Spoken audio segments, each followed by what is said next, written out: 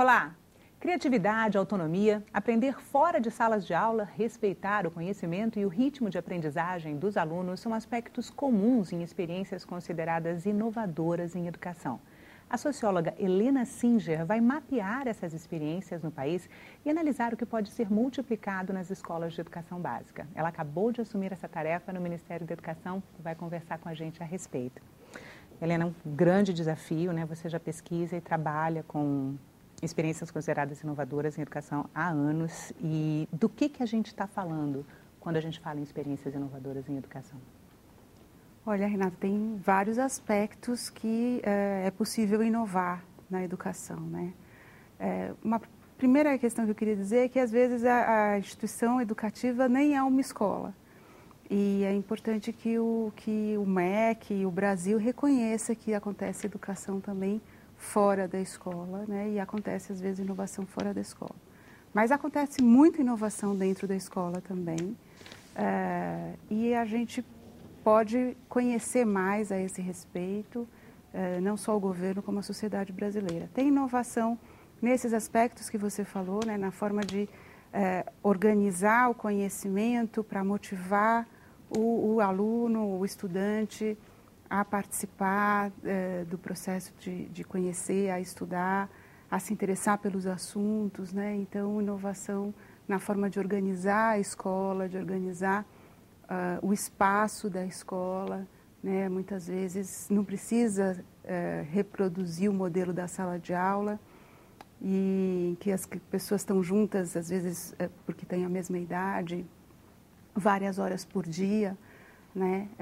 Então, formas de organizar a escola diferente, organizar o dia do estudante diferente. O que seria essa organização da escola diferente? Dos Tem espaços? muitas propostas, né? Tem muitas. Tem escolas que se organizam por projetos, tem escolas que organizam por ciclos e não por séries, né?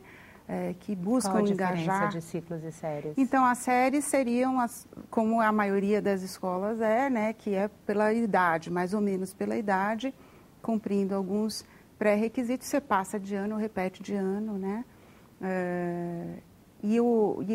O ciclo pode ser pessoas de diferentes idades juntas, às vezes 2, 3 anos de diferença, até mais, e que vão, pela própria diferença, produzir projetos juntos. Então, às vezes você tem escolas que trabalham na fase de alfabetização, as crianças que já estão alfabetizadas com as crianças que ainda não estão alfabetizadas. E ambas ganham com isso, porque as que começam a aprender a ler e escrever, elas gostam muito de ensinar o que elas já estão sabendo para os que estão ainda começando, ou ler para elas, e aí consolida para elas, e as crianças pequenas se sentem mais estimuladas com umas crianças um pouquinho mais velhas, né? Trocando com elas, do que estando só com as crianças da mesma idade. Isso não só na alfabetização, né? Isso vale para outros, vale até o ensino médio. Vale para o resto da nossa vida, né? Na universidade a gente não está o tempo todo com as pessoas da mesma idade, nem no mundo do trabalho. Então, não tem muita explicação, muito fundamento biológico para você, na infância e na adolescência, separar exatamente pela mesma idade, né? Mas consolidou-se praticamente no mundo inteiro. Isso se consolidou, um modelo de escola se consolidou nos últimos séculos, assim, e ficou tão forte que a gente nem consegue imaginar como é que seria uma escola que não organiza assim. Mas existem escolas que não organizam assim, que se valem da diferença. São escolas mais inclusivas, né, quando se fala do tema da inclusão escolar. Então, a pessoa que tem deficiência, por exemplo, cognitiva, algum aspecto assim, ela precisa ser incluída na sala em que todo mundo tem a mesma idade que ela, e às vezes a sua diferença, então, fica o tempo todo ressaltada, né? Num ambiente, numa escola que mistura as pessoas de diferentes idades e que elas não só estão misturadas, como elas estão... essa diferença que ajuda a aprender, né? É porque você está com alguém que sabe um pouco mais, alguém que sabe um pouco menos, alguém que tem uma habilidade melhor em alguma coisa. Então, um é muito bom para desenhar, o outro é muito bom para escrever, o outro é muito bom com ciência, com matemática. Então, é essa diferença que produz a possibilidade de realizar um projeto juntos, né? Então, cada um acaba sendo incluído e reconhecido no que ele é bom, no que ele é capaz, no que ele vai bem, e não exatamente sempre pelo que ele não está igual aos outros, né? E onde estão essas experiências no Brasil? Então, eu tenho notícia como pesquisadora de que tem em vários lugares do Brasil, mas eu quero descobrir tudo de novo, agora aqui pelo MEC, inclusive chamar, eu tenho certeza que existem muitas outras que eu não conheço, então a ideia é fazer um chamado para experiências escolares e não escolares que tenham essa perspectiva, e não é só essa que eu estou falando na forma de organizar os grupos, mas também na forma de se relacionar com a comunidade. É aí que você fala de experiências escolares e não escolares. E também não né? escolares. Às vezes pode ser um centro de criança e do adolescente, por exemplo, que tem uma relação com a comunidade, com os pais, muito inovadora. Um lugar que se coloca, mas claro que a escola tem mais condições de fazer isso, mas eu só estou dizendo que não é obrigatório. Que se coloca como um lugar da comunidade, um lugar de produzir conhecimento sobre a comunidade, um lugar de produzir cultura sobre a comunidade, que organiza festivais, que organiza mostras, festas, né? Então, é um centro comunitário, a escola que se coloca como um centro comunitário, mas na perspectiva do conhecimento, porque a escola tem profissionais de diversas áreas, tem no seu objeto, né, produzir conhecimento, formar as novas gerações nos conhecimentos acumulados da humanidade. Então, a escola ela é uma riqueza comunitária muito grande. Não existem outros equipamentos com essas características tão fácil assim, né? Então, as escolas que se propõem a isso, elas fazem muita diferença no lugar que elas estão. Elas precisam ser valorizadas e precisam poder inspirar outras escolas, outras organizações no país, né? Como é que vai ser o seu trabalho? Primeiro, um chamamento, né? Vamos achar essas escolas todas, mapear essas escolas todas e depois? Começar, eu acho que o governo pode apoiar, o MEC pode apoiar essas experiências de algumas formas, né? Eu acho que, em primeiro lugar, ajudar a criar indicadores, porque muitas vezes essas experiências são isoladas, são frágeis, assim, no sentido de que elas não têm muitos recursos, muita infraestrutura, e o MEC pode apoiar essas experiências a criar indicadores que mostrem os seus resultados, no que elas realmente inovam com bons resultados do ponto de vista do desenvolvimento das crianças e adolescentes, né? Indicadores diferentes dos indicadores que hoje o MEC já trabalha? Compor com esses indicadores que o MEC já trabalha, mas há uma necessidade de se criar novos indicadores que dê conta do desenvolvimento integral, né? Não só das habilidades básicas, né? Das disciplinas, mas assim, do ponto de vista ético, do ponto de vista até afetivo, do ponto de vista social, né?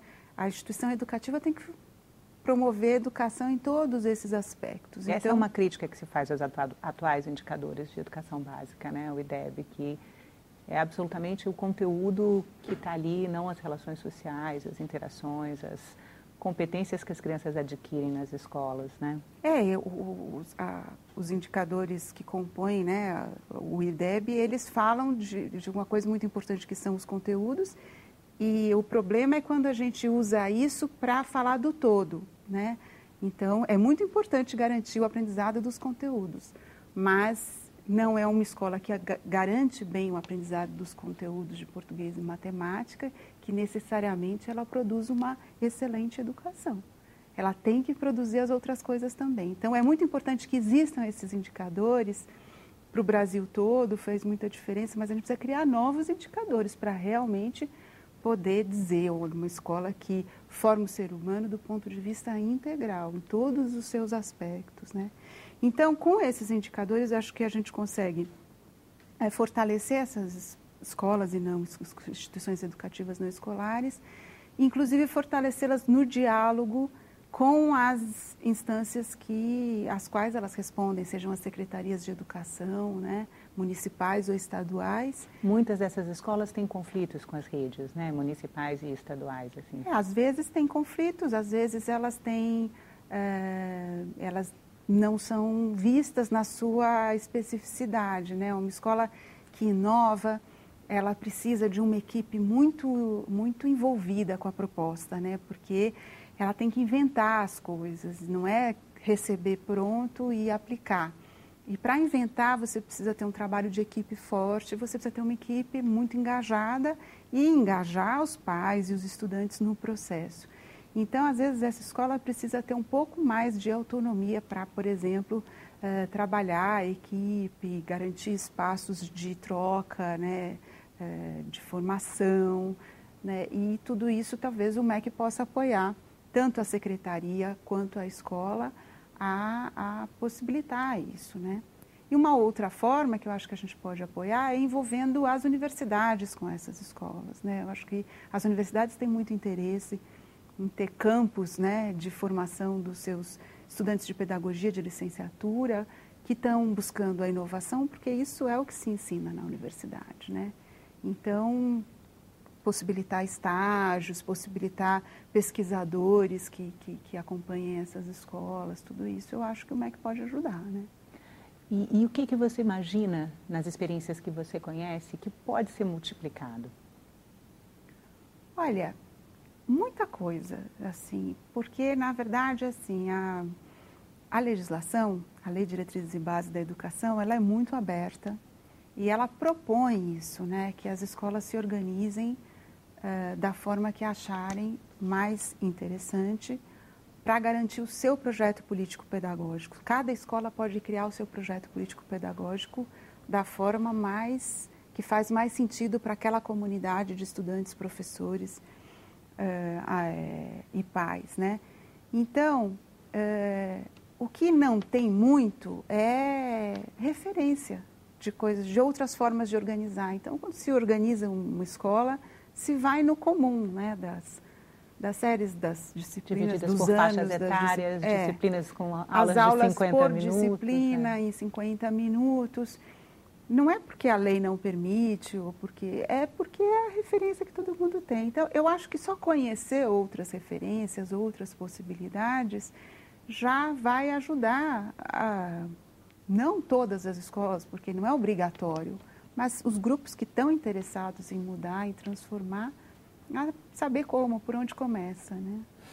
E você tem uma dica, assim, de por onde pode começar quem quer experimentar? Experimentar respeitando as crianças, os adolescentes, porque não é qualquer experimentação que se quer, né? Já existe uma linha de experimentações bem-sucedidas e tal, e outras que se pode investigar. Você tem algum norte, você pensa em algum norte, para onde vai? Não, eu posso dizer por onde começa com formação de equipe, quer dizer, a equipe tem que se sentir uma equipe. Eu acho que uma grande dificuldade das nossas escolas no Brasil hoje é que a equipe escolar não se reconhece como equipe que trabalha junto, que constrói junto, que tem um projeto comum, né? Então, esse é um processo que ainda precisa ser...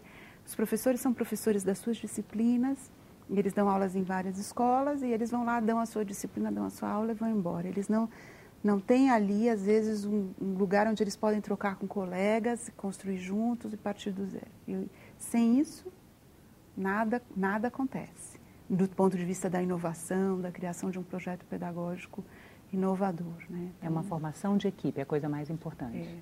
Tem que começar com esse sentido de equipe. Nós somos uma equipe que nós queremos um projeto, né? E a interação com a comunidade?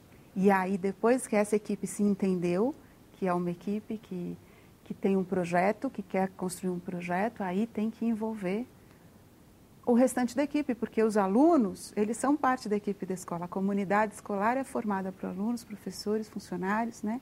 E depois, numa escala mais distante, os pais também fazem parte, né? Então, todos juntos, com o objetivo comum, que é garantir o desenvolvimento e o aprendizado das crianças, adolescentes e dos jovens, né?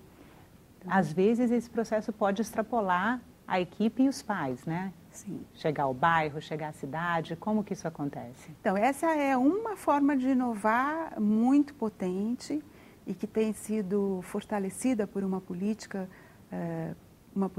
indutora do governo federal, que é a política da educação integral, e que é uma política que vários municípios e estados também desenvolveram aqui no Brasil, e que é a escola, a educação integral propõe o seguinte: você integra os diversos agentes de um território, os diversos espaços disponíveis num território, num bairro, para garantir o desenvolvimento integral dos estudantes. Então, é integral do começo ao fim, né? Na estratégia e na finalidade. Mas esse integral do qual você fala, ele é diferente da escola em tempo integral, é outro conceito. A escola de tempo integral é uma outra perspectiva, porque, na verdade, também foca o desenvolvimento integral, muitas vezes foca o desenvolvimento integral do estudante, mas não a partir da integração de parceiros no território, né? Então, a educação integral propõe, vamos fazer uma articulação entre a escola, a biblioteca comunitária, o espaço, o ponto de cultura que tem aqui, às vezes tem um complexo esportivo no território, vamos fazer um plano comum entre esses vários agentes, atores, espaços, um projeto educativo comum, né, que é para os estudantes desse bairro, inclusive integrando as várias escolas do mesmo território, inclusive escolas de diferentes níveis. Então, a escola de educação infantil conversar com a escola de ensino fundamental, que conversar com a escola de ensino médio para garantir essa continuidade, né? Você já acompanhou a criação de bairros-escola? Já. Cidades educadoras, bairros educadores, cidades educadoras. Sim, Qual é a diferença que você vê, Helena? Olha, Bairro Escola é uma iniciativa que vem de baixo, né? Cidade Educadora é uma perspectiva mais do governo. O Bairro Escola começa por iniciativa de alguma instituição do território que se compromete com as crianças. Então, percebe que as crianças não vão aprender, por exemplo, português e matemática, se elas não tiverem com as suas condições básicas garantidas. A criança que tem dor de dente, que não consegue se concentrar durante a aula, a criança que está sofrendo violência doméstica, a criança que não está bem alimentada, tudo isso tem que ser garantido para o desenvolvimento, para o aprendizado, que seria talvez, ou pelo menos na visão comum, o objetivo final da escola, né? Então, quando algum agente do território, que pode ser a escola, pode ser a associação de moradores, pode ser o centro da criança e do adolescente, percebe isso, começa a articular as alianças que vão garantir, tá? As alianças vão sendo construídas a partir das necessidades das crianças. É preciso que... E que tenha alguém que tenha sensibilidade para perceber quais são as necessidades das crianças. Exato. Então, às vezes, todos os equipamentos e políticas públicas estão no território e a criança está sofrendo, está numa situação de vulnerabilidade. Porque os equipamentos não se conversam, as políticas não se conversam. Às vezes a criança é encaminhada de um serviço para o outro, a escola percebe que a criança sofre violência, por exemplo. Ela encaminha para o conselho tutelar. O conselho tutelar vai dar algum encaminhamento que aí a escola já não sabe mais. E muitas vezes é insuficiente. Agora, quando o conselho tutelar trabalha junto com a escola, junto com a família, junto com o posto de saúde, para pensar aquela criança com toda a sua situação. Aí, você supera a lógica do encaminhamento pela lógica do enfrentamento da situação até que se resolva, E isso é uma experiência muito potente e é uma experiência que acaba desenvolvendo o próprio território, né? Onde acontece isso, o território se fortalece, né? O bairro se fortalece. E você viu isso acontecer já? Eu vi isso acontecer. Eu vi acontecer em algumas partes do Brasil, né? Dizer, não vou te dizer que existem centenas, porque não é fácil, né? Envolve muito necessidade de engajamento, né? Mas acontece. Helena, eu queria, antes da gente encerrar, conversar sobre o diálogo que pode acontecer, né, entre as experiências inovadoras e o debate principal que existe na educação, né? Por exemplo, a gente tem o debate sobre a base curricular nacional, o debate sobre custo-qualidade aluno. E a escola alternativa, a escola inovadora, ela fica muito fora desse debate. Assim, é possível construir uma ponte? Eu acho que é possível construir uma ponte. Como que se faz isso? Eu acho que, na verdade, o governo propõe que todas essas questões sejam amplamente debatidas, né, pela sociedade E essas escolas, essas experiências vão participar do debate. Eu acho que elas podem participar de uma forma muito interessante, porque elas levam a questão da educação de um ponto de vista menos burocratizado, vamos dizer assim, né? Então, elas vão mais na ponta mesmo da questão. Então, por exemplo, vamos discutir a base curricular nacional. Como é que a gente vai construir uma base que não engesse a inovação, né? Se a base for muito formatada, ela pode impedir a inovação, que é uma coisa que ninguém deseja, né? Desde a Lei de Diretrizes e Bases da Educação, isso já está colocado, que a escola tem que ter autonomia e liberdade de construir seu projeto pedagógico. Então, como é que a gente garante que exista essa base? Porque está colocado no Plano Nacional de Educação, a sociedade decidiu que isso é importante, inclusive já estava previsto na Lei de Diretrizes e Bases da Educação, mas sem impedir a inovação, sem engessar, né, a escola. Lina, muito obrigada pela sua entrevista. Eu que agradeço. Nós conversamos sobre experiências inovadoras em educação, o impacto que elas podem vir a ter nas escolas brasileiras, com a socióloga Helena Singer, que vai se dedicar ao tema no Ministério da Educação. Para mandar críticas ou sugestões, você pode ligar para 0800 61 2211 ou acessar www.senado.leg.br/TV. Obrigada pela atenção e até a próxima.